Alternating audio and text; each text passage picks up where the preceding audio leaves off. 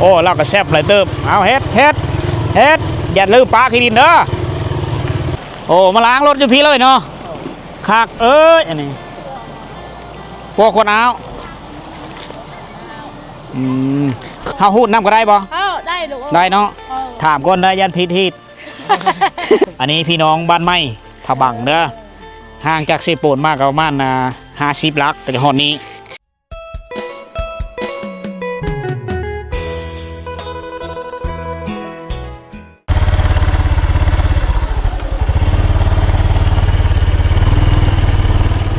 สบายดีทุกคนสบายดี FC ทุกท่านที่กำลังติดตามนะครับชมรายการของเบาสิหอมเด้อตอนนี้เบาสิหอมกับเบาละเงินวิถีชาวบ้านกำลังเดินทางออกจากบ้านเจือกหรือเขาเอิ้นว่าบ้านผาบังทุกคนในอดีตเขาเอิ้นว่าผาบังนั่นแหละเอาก็สิมุ่งนาก็สู่เทศบาลเมืองเซโปนต่อหน้าไปนี่ก็จะเป็นบ้านไม้วังเขาเอิ้นว่าบ้านไม้ท่าแดงบ้านไม้ผาบังนั่นแหละทุกคนเลยเส้นทางในการเดินทางวันนี้ก็เป็นค่อนข้างว่ามันมืนทุกคนเนื่องจากว่าฝนตกตลอดกาลเลยแถวนี้มีว่าย่ามแรงย่ามฝนแถวนี้ฝนฝอยเลยนะไปทางไหนบ่าวลำเงินเฮ็ดคักได้เฮ้ยเอาคักเนอะเอาเฮ็ดนี่เฮ็ดนี่โอ้เราก็แซ่บเลยเติมเอาเฮ็ดอย่าลืมปลาขี้ดินเด้อเฮ็ดอ๋อเอ้ยแต่มันก็ท้าทายดีในการเดินทางของชุมเฮานะโคตรชำเลือชุมเฮาก็ไปเพราะว่าชุมเฮามักในการเดินทางแบบประจนภัยเด้นะขับรถบนเส้นทางสะดวกสบายลายก็เยอะนอนทุกคนอันนี้จะเป็นเขตระหว่างบ้านเจิงกับบ้านไม้เส้นทางหน้าฝนก็แบบนี้แหละทุกคนเลยพ่อไปพ่อมาอยู่จะใช้คำว่าคอย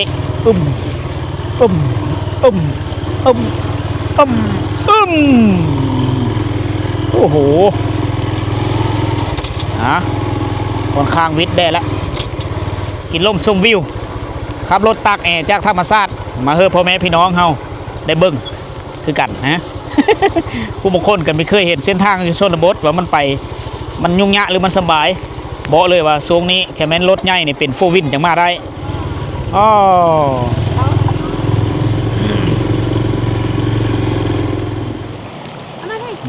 โอ้มาล้างรถอยู่พี่เลยเนาะคักเอ้ยอันนี้เป็นหุยเดอะตัวไหนแกเดอะตัวไหนโอตรีโอ้สักเครื่องบ่เจ้านี่ฮะพวกคนเอาเครื่องลูกบ่เอาเครื่องลูกมาซักอยู่พี่สอนแม่น้ำเขาใส่ขนาดฝนตกกันนี่แต่มันก็ใส่เย็นดีผู้บางคนก็มาอาบน้ำผู้บางคนก็รถมาล้างบางคนก็เอาเครื่องลูกเครื่องเต้ามาซักอยู่พี่น้ำเนี่ยมันก็จะไหลตกลงเซบังเหงพวกเราทุกคนอันนี้คือสีสันการเดินทางพาพ่อแม่พี่น้องมาฮับส้มตามติดวิถีชีวิตของพี่น้องชาวเราในชนบทมื้อนี้เดินทางท่ามกลางฝนตกทุกคนเลยหลังจากเขาเบิ่งเขาเจ้าซักเครื่องอยู่หันแล้วมาวันนี้ไปเห็นธรรมชาติงามมีทงหน้ามีไห้ชาวบ้านพร้อมอยู่นี่นะเฮาสิพาทุกคนนี่เฮาไปเบิ่งพุ่นละพวกเขาเจ้ายังเกี่ยวเข้ามีหูว่าเกี่ยวมีหูว่าหูดนะเฮาสิพาทุกคนไปเบิ่งเด้อนี่คันได มีคันไดขึ้นเรียบร้อยปู้เข้ามาแถวนี้คอยสะอ่อนธรรมชาติเด้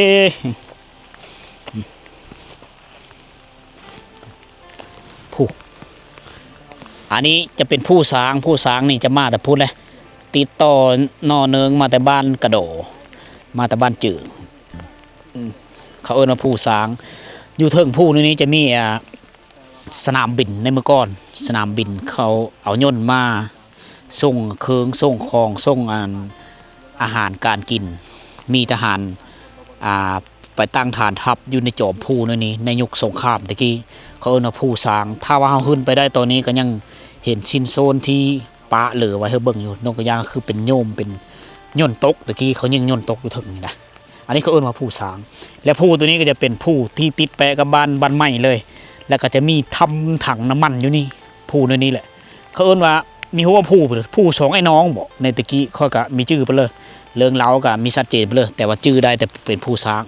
และยุลุมนี้ชาวบ้านก็เฮ็ดไหปลูกเขาเสือตัวเขียวจะเป็นสวนไม้วิกทุกคนเลยนะไปเบิ่งเขาพูดเขาฝนตกเขาก็พูดนะมาใช้ชีวิตอยู่ในไหนี่เขาเจ้ากินเครื่องปลูกของฝั่งนั่นแหละเป็นอาหารหลักๆของเขาเจ้านี่จะมีมะเขือนี่แต่นอกจากนั้นเขาเจ้าจะปลูกอันนี้ไว้ได้นี่บนอันนี้เขาเอิ้นนอกเข็มขายดอกมันเขาเจ้าเอาไปเห็ดไม้ฟอยที่ปัดเฮินปัดซ่านอยู่ตามตัวเมืองตามโซนบทมีมดนี่มีมะเขือมะคิดนี่เถียงหน้าคาเถียงไฮคาซิกแบบงามๆเป็นบอลพักพรมานอนเว้นอยู่นี่กับคักทุกคนเลยแค่เพลงก็มีมาเดยนี่มาเดยนกแก้วนกอันนั้นมากินได้นี่ป้ออันนี้ความดูมันนี่มะเขือนี่กำลังเป็นมะเลยกำลังเป็นมะได้มาลอนตอนเต้นเลยแนวอยู่แนวกินเขาเนี่ยมีอึดเดี๋ยวพูดมาคิดนะมีมุ้งพร้อมนี่เขาเจ้านอนนั่นนี่มีมุ้งยาค่าขนาดเลยเถียงนี่สุดเย็ก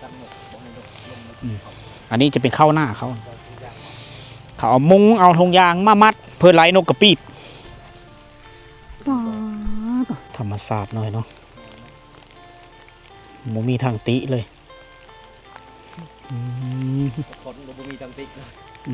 ฝนก็บ่มีทางติอันนี้เขาเอิ้นข้าวโหลงได้เขาเอิ้นโดยโล่งอันนี้นะข้าวโหลงหรือข้าวสแต็งประมาณนี้ข้าวเขาจะงามสังเกตเห็นธรรมศาสตร์เนี่ยโอ้โหควันฝนตลอดกาลเลย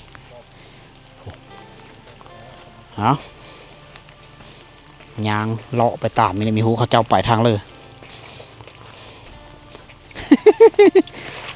ลุยน้ำลุยฝนพาทุกคนเที่ยวตัวนี้จะเป็นแนวพันธุ์นี้แนวพันธุ์หนึ่งนะตัวนี้จะแตกต่างอันนี้น่าจะเขาเอิ้นว่าโดยมันเล่นนะตัวนี้น่าจะเป็นเข้ามาเล่นนะเป็นแนวพันธุ์หนึ่งงามเลยเม็ดใหญ่ๆมาเลยนี่เห็นบอกอันนี้นี่เกิดมาจากฝนตกติดต่อนอเนืองกันหลายมือหลายเว้นแล้วเขาเจ้าหูดเข้าเกี่ยวเข้ามีทันเห็ดเขานี่ก่อยขี้ลมมันหล่นเบิดนี่นะนี่หลังจากหูดเข้าแล้วเนี่ยเขาจะเอาหมูมาจำผีอยู่นี่ได้ครอบขวัญเข้าเพราะว่าเก็บเกี่ยวไปเอาเข้าได้ตกเฮเสียหายถ้าเป็นเผาตะโอยนี่ฝนตกเขาก็ต้องได้หูดได้เก็บไปแต่ละเม็ดที่มันหล่นไปทางไหนจานเหมือนทางนี้บ่เขาหูดอยู่พี่ได้เขาหูดนะขอชิมาทางนี้ผู้อันนี้นี่ฉะนั้นเขาก็เฮ็ดฟื้นนี่โอ้จะไปผ้าเข้าเขาลายได้กินหมูได้มาแม่เชหมูได้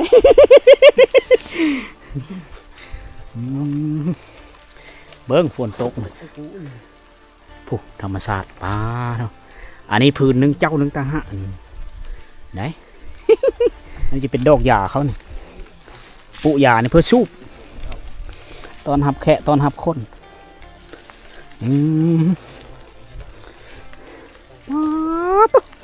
ลึกกว่าธรรมศาสตร์งามเฮ้ยถ้าว่าอยู่แคมป่าแคมดงเขาจะได้กินอันกระเหาะนะมันจะมากินมาเดยหูดเอาเนาะฝนตกฝนตก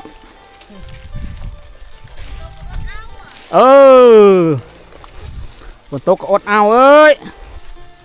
ปลาต้นรถหลายลีนี่นะเนาะเนี่ยช่วยน้ำเพิ่มมันรถหลายลีนี่พูดบ่ทันนี่มาเดยเขาเจ้าจะปูเรียบตามเข้มโหนะมาเดยนะอันนั้นตารางเป้าอันไหนตารางเราหน้าเป้าเต้อันน่ะเป้าอยู่เต้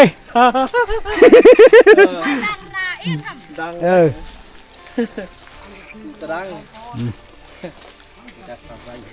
1 2 3 4 5 6 คน นี่ ไปแหละมานะจุดเตชิ เพราะเจ้าบ่ น่ะป้าน่ะปะทายมันน่ะ อ๋อไปถ่ายไปห้องน้ำแล้ว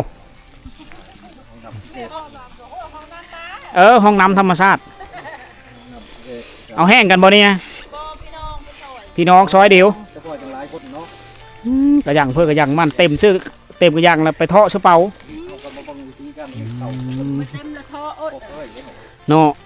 ผู้ชายกูในบอกเสร็จ ฮูดผู้ชายก็กินข้าว มี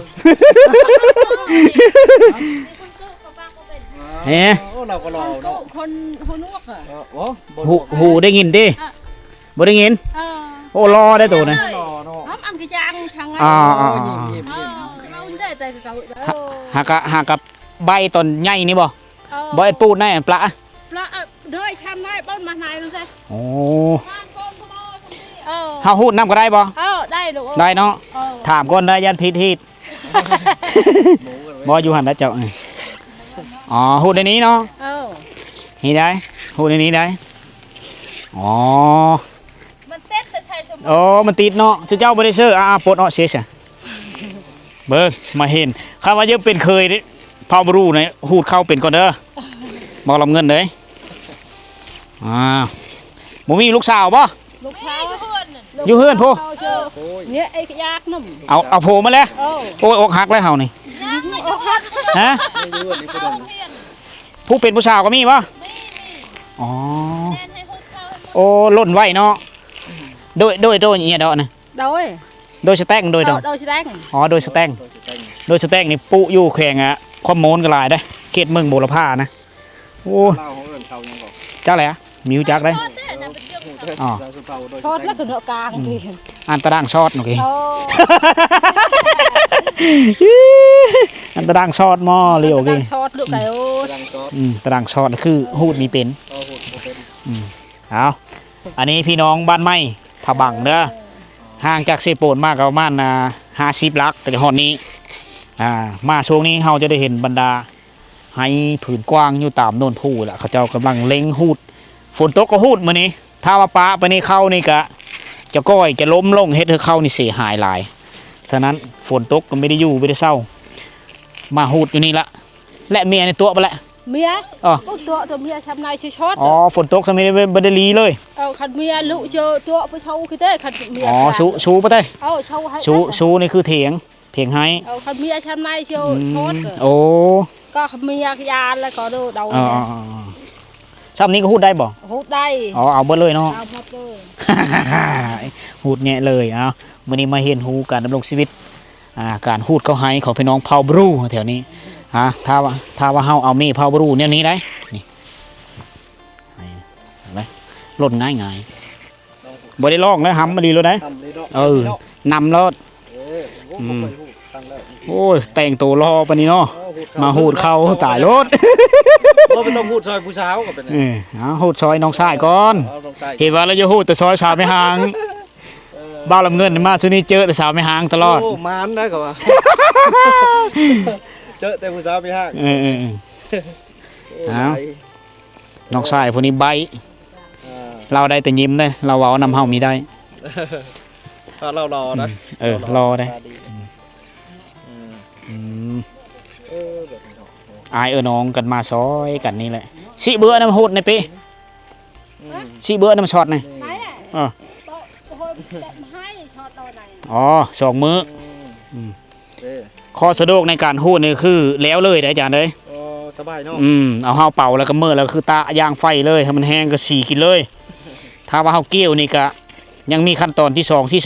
3ขั้นตอนที่3คือปั้นหรือฟาดตีเอาขั้นตอนที่3คือเฮากระเป๋าแก้มืออันนี้ออกไปเลยได้นี่เต็มนี่ออกไปเลยสบายนิดนึงแล้วฝนตกแห้งแล้วก็แบะไปเลยได้เอาซอยผู้บ่าวบ้านใหม่บ่าวบ้านใหม่ผาบังสอนธรรมชาติบ้านเจ้างามหลายอ๋อลึเป็นเคยได้บ่ซำนี่ได้เนาะโอ้เอาเมียอยู่พี่ผู้นึงเด้อเจ้าเด้อเจ้าบ่ต้องเมื่อเด้อโหน โอ้เจ้าไว้เนาะหูดเนาะปับเลยเนาะอ๋อฮะอืมพูนมับอ๋อ อันนี้เมียเขาอันนี้ เขาอีกแล้วโอ้ย โอ้เพิ่นสร้างครอบครัวได้ จากเกือบช่วย ฮะ ออกจากเมียห้างจะเอาเมียเขาอีกแล้วบ่ได้ บ่ได้ได้ บ่ได้ได้ ผิดที่ได้ เนาะบ่ได้ อืม ไปถีบจักติดคุกเอ้ย เออ ติดคุกแล้วเนาะ เมียเขา เออบ่ได้ได้เจ้าเป็นคนอยู่บ้านนี้บ่ เขาอะ อ๋อเอาโพบ้านเดียวกันมผู้นั้นเนหลานน้องสาว อันนี้ลูกเขา อ๋อลูกเจ้า อื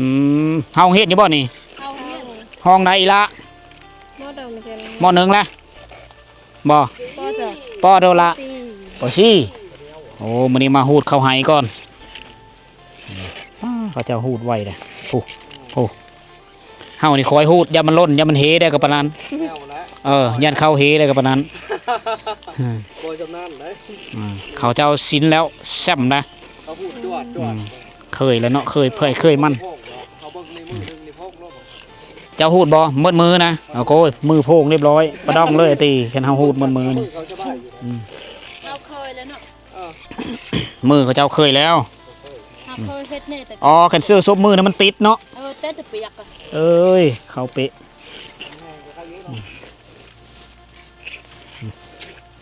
อันนี้ลูกสาวเพิ่นมาซอยโอ้แคนหูดบ่ทันนี่แห้งเต็กเนาะเฉพาะเจ้าจะเมาทั้งเงินฝนตกเลยอันกินได้มานี่ฮัลโหลได้เพลอกิน เก็นนะ เอาบ้างบ่ บ้าง อ๋อบัดบ่ายแถวไห้นี่เนาะ ช่วยบ้าน โอ้เดสโ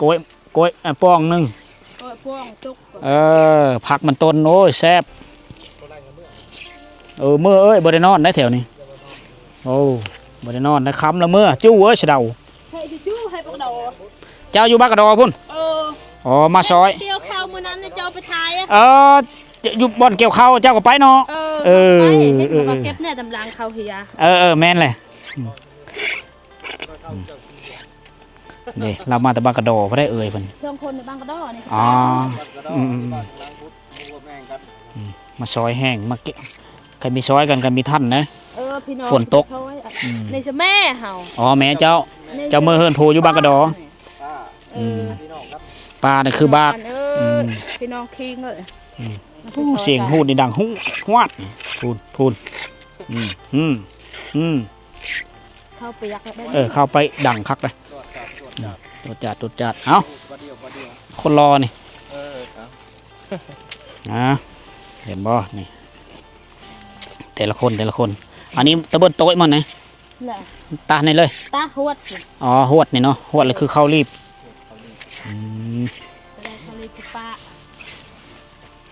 สิบีนึงเบอร์ไหนดู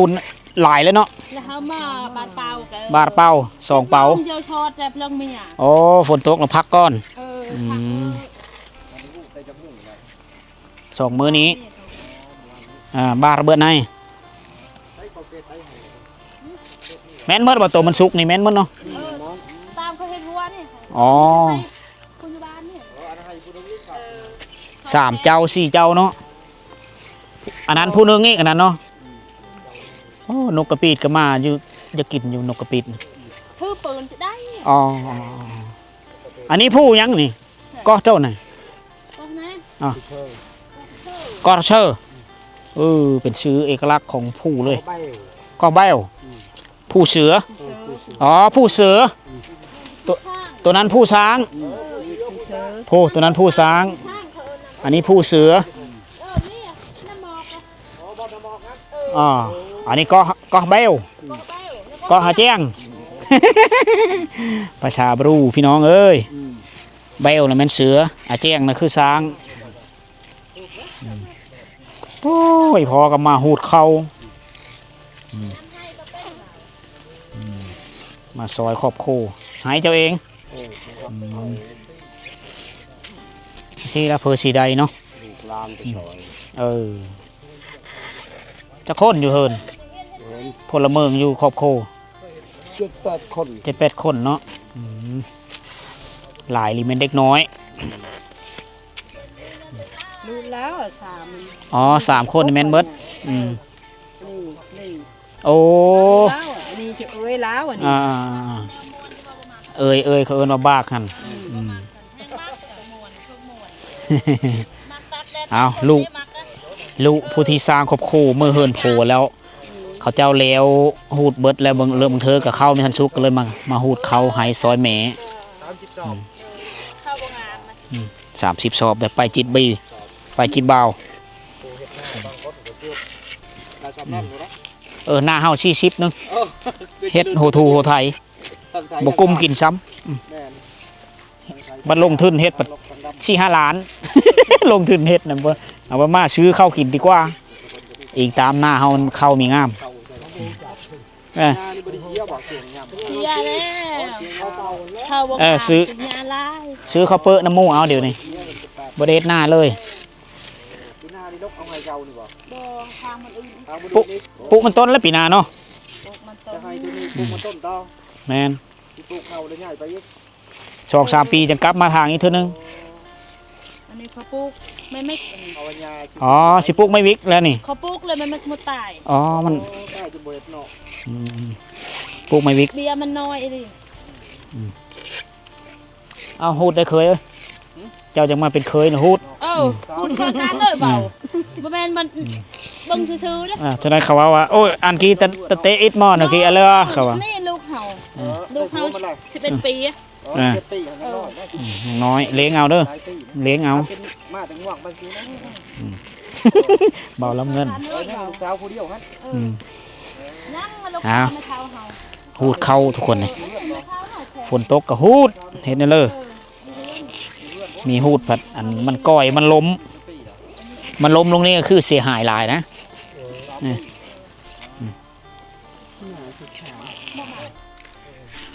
เบาลำเงินมาเห็นเว้าภาษาบรูอันละสตอยมังกองลานพ้อยอันภาษามังกองแล้วเบ้าลำเงินเว้าได้อยู่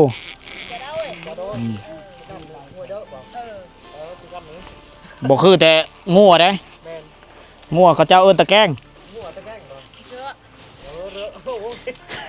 เจือ เกี่ยวกับหัวตะแกรงก็ไปทำกันลำเลย บ่ตะแกงกับแถวเจ้าหั่นตะแกงเจือ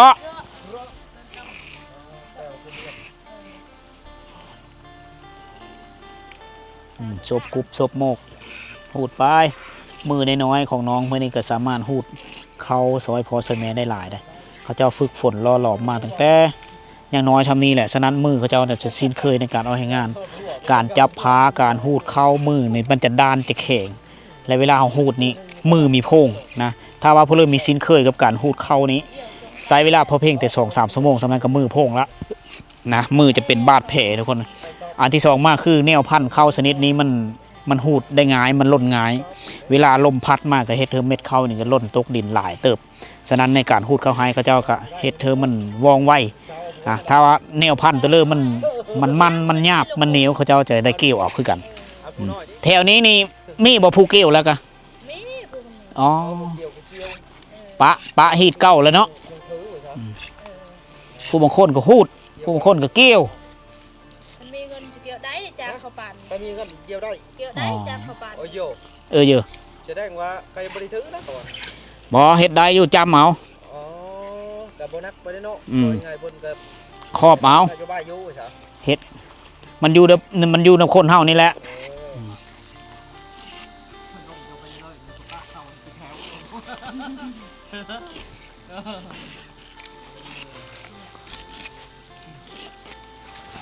แพงน้ำเอาการเก็บอันนี้คือการเก็บเกี่ยวการเก็บกู้ผลปุชีวิตชาวไร่ชาวนาอยู่ตามใช้ชีวิตอยู่ตามป่าตามดงตามภูดอยถ้ามีเฮ็ดอันนี้ก็คือไม่ได้กินข้าวทุกคนฉะนั้นมีพื้นที่ที่เป้าว่างตามเปิ้นผู้ตามทงเพลงเล็กๆน้อยๆเขาเจ้าก็จับจ้องเอาแล้วก็พากันทางให้ปุเข้าเสื้อแล้วก็ปุไม้วิกทดแทนไปนำหลายฟ้าหลายปีมานี่ก็จะได้ขายไม้วิกไปนะอันนี้คือการเอาตัวรอดในเขตในเขตชนบทเขตผู้ดอยของเฮาโดยเฉพาะคือพี่น้องชาวเผ่าบรูนะอันนี้แหละคือความยุ่งยาก ในการเฮ็ดไห้คำว่าเฮ็ดหน้ามันก็มีเนื้อทีแถวนี่เนื้อทีมีแต่ผู้ฉะนั้นจะเฮ็ดเขาเจ้านี่ต้องไปถางไห้ผู้บางคนก็ได้ฮอด200-300ก็ชอบก็ถือว่ากุ้มกินเบิดปีถ้าพลือมันเนื้อทีมีเพลงพ่อข้าวมีงามได้ลมพายุมาทำร้ายในช่วงหน้าฝนก็เฮ็ดเขาเจ้านี่ก็มีเขามีกุ้มอยู่กุ้มกินฉะนั้นได้ผู้คนก็ไปขอน้ำอ้ายน้ำน้องมากินผู้บางคนก็หาเครื่องป้าของลงมาขายนะ เพื่อที่เลี้ยงลูกเลี้ยงเต้าอยู่เอาชีวิตรอดในแต่ละมื้อนะสีได้นี่คือน้องน้อยเพื่อนนี่คือกันบางมื้อเลิกกับมาซอยแม่ซอยครอบโค่แต่เฮ็ดเธอขาดลงหามงเห็นนั่นก็มีมันความจำเป็นทุกคนท่านมีเฮ็ดผู้บางคนกะนี่มีผู้เอาน้องก็จำเป็นต้องเลี้ยงน้องอยู่เพื่อนไหนเบิ่งมือเขาเจ้าหนึ่งบกพง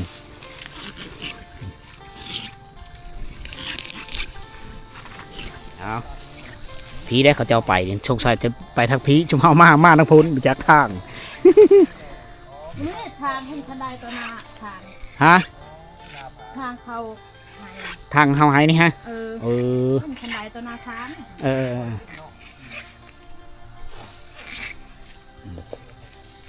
พัวไปฉลายกูไปพัวละดอนไปละจุแล้วก็จีนไปยิงก็ไม่ อ๋อวอจีนมาเบิ่งไม้วิก เออเอาเสร็จไปนั่น เออ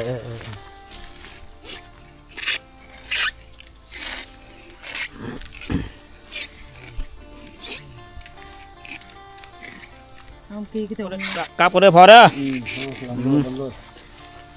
ถ้าเบิ่งอยู่ในโทรทัศน์เด้อหึมเอ้ยย่อยย่อยเอ้ยไป วันเวลามันก็พูดเข้าไปนำตะเว้นก็คอยคำลงแรงนี่นะเห็ดนี่เตะบ่จ่าเตะนะพี่เตะบ่เตะต้นอ๋อเห็ดขาวได้นี่เตะก๊อกนี่เนาะเห็ดขาวได้นี่มันเท่าแล้วนี่เท่าแล้วนี่สะอ่อนนั่นมันต้นเขาเจ้านี่งามเลยใบมันจนเขียวทุ่มต่อหน้าไปนี่เขาเจ้าก็จะได้ขายมันต้นนี่แหละเป็นสินค้าแล้วเพราะว่าพออยู่พื้นนี่เขาเจ้าปลูกอันนั้นเลยได้นี่ปลูกไม้วิกสำห้องแล้วแต่มันเบมันยังน้อยเกินไปมันเลยตายไปเขาก็เลยมีเห็นเบมันเดี๋ยวตกหน้าฝนนี่เขาเจ้าก็เอามาปลูกใช่ไหมนี่มีหวายผมนะอันนี้คือหวายขมนี่อยู่พี่ทางไปเนาะชูเฮาลำลัดมาทางพุ้นเลยเหลวไปทั้งเลยมีแต่ธรรมชาติงามเลยบานเจ้าให้เจ้านี่งามคักอะไรดอกไปแล้วนี่ ล่ะ อันไหนกันไหน โอ้ยจะหัวเท้า โอ้เอามาเทาะไว้อยู่พี่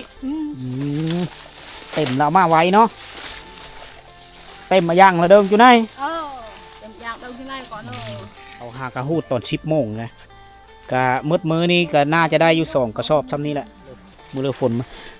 มันตกแห้งเขาเจ้าก็เอาเป่ามาปกมาโกบไว้ในนี้แหละความลำบากบ่ง่ายได้ทุกคนเลย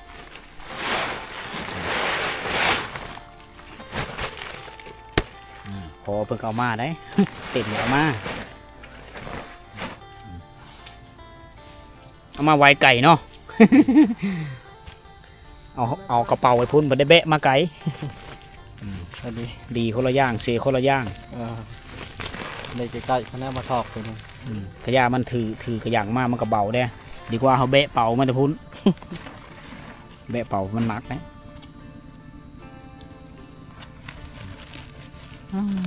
เพื่อจะได้กินข้าวหน่อยนะเมื่อแล้วก็ตาแดดได้ชงอุ้ยเอ็นเกียงพวกเอ็นเพื่อจะได้กินตากแดดหรือย่างไฟจะได้ไปต่ำก็เพื่อจะได้เป็นข้าวสารเพื่อจะได้เป็นข้าวสารกินยังอีหลายขั้นตอนมาดึงเห็ดไทยโคปีเนาะเห็ดนานขายไงโอ้เห็ดหน้ากะหยะคือเก้าแถวนี้มันฝนตกดุหยะมันหยะตะละบอนอันนี้เป็นลายบางเทื่อคนผู้บางเทื่อลุงค่อยนะอันนี้คือสีสันในการไปท่องเที่ยวในโซนบดทุกคนเนี่ยเฮามาเนี่ยเฮาได้เห็นหลายสิ่งหลายอย่างเฮาได้เห็นการดำรงชีวิตเฮาได้เห็นการ ปลุกเฮิรนปลุกซ่านลักษณะที่คล้องวัฒนธรรมของพี่น้องเผ่าบรูเฮาแถวนี้มันแตกต่างกันหลายได้แถวนี้นี่ยังได้ฮูดอยู่แถวนึงถ้าว่าเขาลงไปภาคใต้นี่เขาเจ้าเกี่ยวถึงว่าสิเฮ็ดหายอยู่โน่นผู้ก็ตามเขาเจ้าเกี่ยวเอาเกี่ยวแล้วก็มาฟาดมาตีแล้วก็เอาเข้าแล้วก็อ้องลงมาแต่ผู้พุ่นแหละแถวนั้นก็จะลำบากกว่าแถวนี้เพราะว่าแถวนั้นนี่จะเป็นเนื้อที่ผู้สูงแถวนี้ในเฮ็ดไปตามนี้แหละน้อยปีที่สุดที่เขาเจ้าขึ้นไปเฮ็ดอยู่ผู้ลุมผู้ช้างมั้งทางหลังข้อนี้ออกไปนี่จะเป็นเขตป่าสงวนละวิ่งละเวินทุกคนมีผู้เลอที่ไปเฮ็ดเฮิรนอยู่หันหรือทำการผลิตอยู่แถวนั้นดอกเพราะว่ามันเป็นเนื้อที่ผู้เขาเป็นผู้หินปูนนะฉะนั้นเฮาเฮ็ดไห้เฮ็ดหน้าไม่ได้เขาเจ้าก็เลยมาอยู่แถวนี้แหละตามร้องแม่น้ำเซบังเหงทุกคนเลยนะพยามว่างๆเขาเจ้าก็ลงหาป่าอยู่เซบังเหงได้อันนี้คือวิถีชีวิตของพี่น้องเผ่าตรีเผ่าตรีกับเผ่ามังกรนี่มีภาษาป้าเว้าที่แตกต่างกันนะแตกต่างกันอยู่บนเลยยกตัวอย่างเป็นโง่นี่ภาษาตรีเขาจะเอิ้นว่าเถาะได้แต่ภาษามังกรภาษากระตางเขาจะเอิ้นตะแกรงนะแตกต่างกันได้คำขึ้นลงนี่จะแตกต่างแถวนี้เขาเอิ้นว่าโจนดงแปลว่าหื่นภาษามังกรเขาเอิ้นว่าชาดงแปลว่าขึ้นเฮือนคือกันนะแถวนี้เขาเจ้าเว้านำเวทจะเป็นทรงเซอร์นี่ทรงนี่เซอร์นี่เขาเจ้าว่าอ้าวนี่แม่นนำไซเอาภาษามาจากเวียดนามนะเพราะว่าภาษาเวทนี่เขาเจ้าว่าก้นอ้าวในแม่นทรงเซอร์นะประเภทรถเขาเว้านำรถนำเว้าแช่นำเวท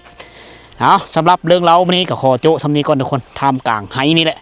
มาตามติดวิถีชีวิตของพี่น้องเฮาที่กำลังหูดเขาให้ท่ามกลางบรรยากาศที่ฝนฟอยฝนตกลิ้นนะเพื่อเก็บเกี่ยวเขาหูดเขาคือมันเหลวตามทันการเวลามันเอาโชคดีร่ำรวยทุกคนเดินทางพาเบ้าลำเงินไปหาสาวไม่หายก่อนทุกคนบ๊ายบาย